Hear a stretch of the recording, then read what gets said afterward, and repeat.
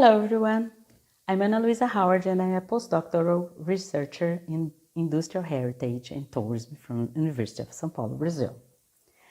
I would thank Francesco Antoniol for the invitation to industrial heritage in the COVID-19 aftermath, as well as my Brazilian colleagues representing Brazilians industrial heritage professionals and researchers.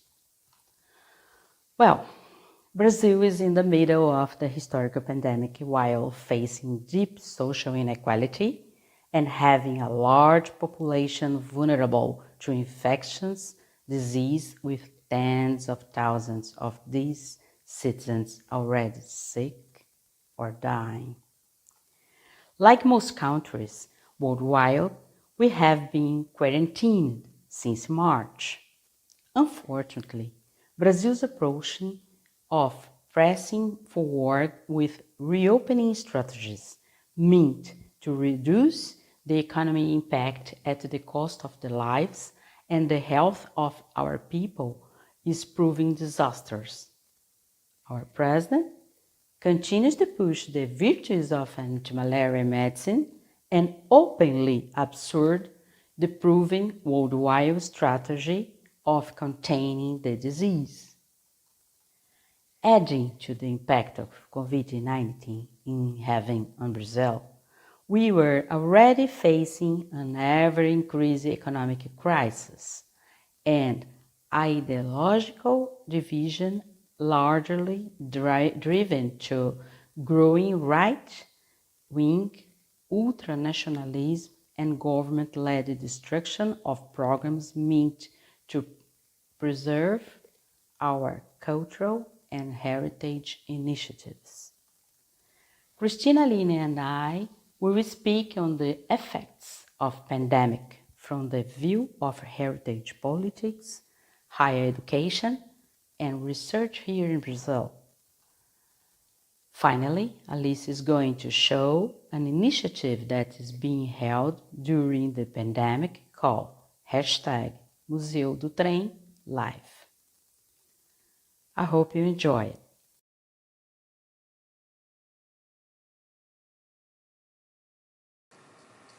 Hello, I'm Cristina Meneguello. I'm a historian. I teach at the State University of Campinas, São Paulo, Brazil.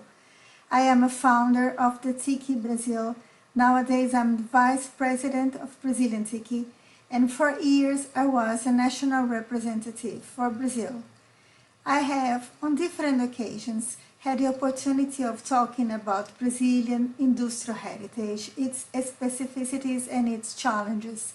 Today, I have to talk about our current political situation that is endangering our heritage as a whole, and for this reason, menacing the preservation of Brazilian industrial heritage.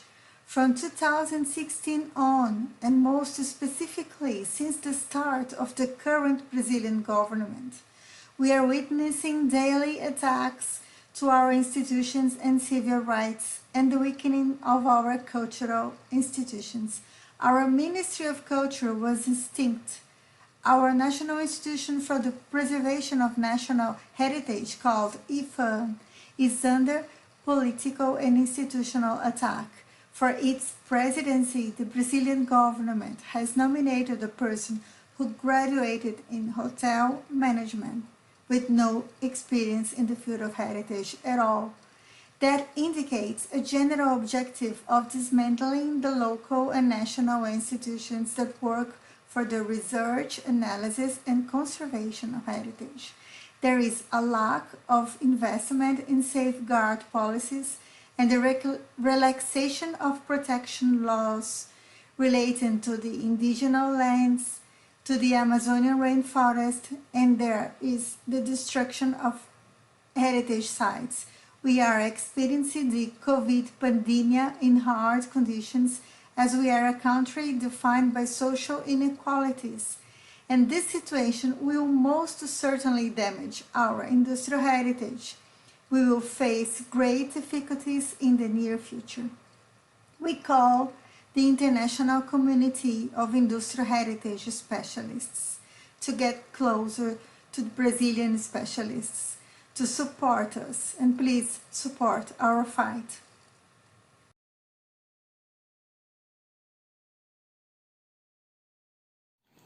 Hi everyone, my name is Aline de Carvalho. I'm an architect, an academic from the Federal University of Bahia, we call it UFBA, and a member of TIC Brazil's board. I'm here today to talk briefly about the industrial heritage in the academic scenario. We have a good number of universities, and several of them develop researches about industrial heritage all around the country. From the 1970s, we have researchers dedicated to these studies, with documentations and proposals for conservation and preservation of the industrial heritage in Brazil. As you could see in the previous talk, Brazil is in a very critical moment for culture and also for education. Higher education had a good development from 2003 to 2014 with a growth in investments for the research field. From 2016, higher education has been suffering greatly, with cuts in the budget for the maintenance of the universities. Investments in research also started decreasing that year. In 2019, we already suffered with great cuts in graduation and post-graduation scholarships. So this is the scenario before COVID-19. With COVID-19, the government has the excuse to decrease investments in education, and the investments for research are going to be directed mainly to priority technology areas. That means that researchers in fields like culture and human areas are not supposed to move forward. And well, after all this, I believe teaching is going to be almost the same. We have been already experiencing some changes. Professors have been developing researches in graduation courses with industrial heritage, and we need to put the effort to keep these studies. Scholarships are going to be very less. They were already not good enough for what we need, and also resources at universities decreasing more and more, as we already have an economical crisis installed. This will reduce for sure the speed of the studies, but professors should keep them up. At UFBA right now, we are developing a website to document the industrial heritage of Bahia and also the interventions around the world. We were supposed to enroll students with scholarships, but unfortunately we won't be able to enroll them this year and probably also not in the coming years. But the research will for sure go on. We should keep fighting for education and for the research in the industrial heritage field. And we ask for the international support for our fight.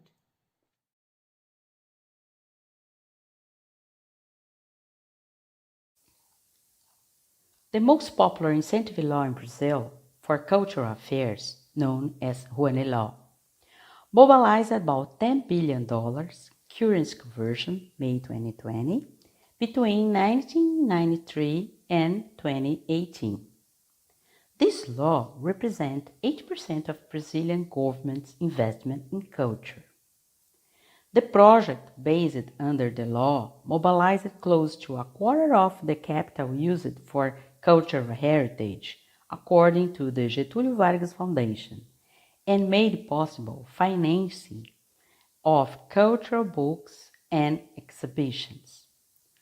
Support through the Rouanet Law can be requested by individuals, legal entities, or private legal entities operating in the cultural sector. In 2010, like other researchers, I requested funding under this law to produce 2 books and 1 exhibition about industrial heritage. As of 2019, the funding under the Rouanet Law has been reduced by 98%, from $10 million to only $200,000, currency conversion May 2020. This obviously has severely impacted by seeking funding for cultural and historic projects.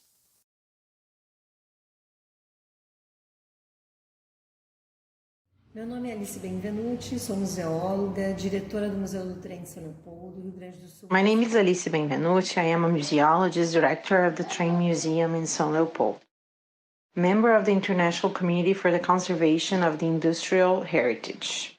Situated in a historic site of 12,600 square meters in the city center, the museum is next to the subway station and consists of a reconstructed station, a cargo warehouse, locomotives, passenger cars, miscellaneous objects, and a documentary and photo collection in glass negatives. In view of the impact and uncertainties in this pandemic moment, we ask ourselves, how to manage a museum that cannot be accessed by its public? How to offer a meeting to the public in some way? Although such questions are not fully answered, we start the Museu do Trem Live project to think about the museum in this scenario with the limitations imposed, proposing a circle of debate. Although such questions are not fully answered, we started the Museu do Trem Live project to think about the museum in this scenario, with the limitations imposed, proposing a cycle of debate with weekly meetings between researchers, railroad workers, and museum workers. We do not intend to replace a face-to-face visit to the museum. However, there is a real need for the meeting, the subject being the railway, industrial heritage, and the museum. But above all the public and the reflections on heritage, the preservation of goods, memory, life, and existence itself. The idea is not to propose another entertainment activity through a digital tool. The proposal is complex, to exist as a museum in people's lives. Finding a place for the museum at this time also means redefining a place in time and space, now virtual, since isolation with physical distance. But there is an alternative, and we need to take advantage of it. The insecurity with the use of digital technologies cannot create an obstruction for the proposal of the Museu do Trem Live. So, first, we get in touch with the families of railway workers and help them learn how to use the tools. We conduct informal conversations to stimulate familiarization through cell phone screens and to figure out new bodily and cognitive demands. For some people, children and grandchildren helped to access the use of technology. We encourage people so that difficulties and frustrations do not discourage participation, shortening the distances. That's the point. We understand that the museum's commitment also includes welcoming and bringing together. This allows us to reflect our social function. The Museu do Trem Live project brings together academic researchers with railway workers and their families. It is a democratic experience where speaking is of equal value to all guests. The number of views on the Facebook page, Museu do Trem Oficial, surprised us and showed us that somehow we started to be received in the homes and in the routine of people in isolation. Another extremely important aspect to highlight is the lack of knowledge of Brazilian railway museums among themselves. Based on a previous mapping carried out by me and available in the master's dissertation, the Museu do Trem Live project invited some managers and museologists of railway museums to debate, from the most traditional to the memory spaces. A moment that will also be dated by the approximation between the museological institutions that safeguard the railway industrial heritage in a country of continental dimensions. The task continues as we still have many challenges to solve specific issues of museum processes. Industrial heritage may seem like a utopian dream in these days of dystopian reality. However, without the utopian dream, it is impossible to build our fullest lives. Thank you.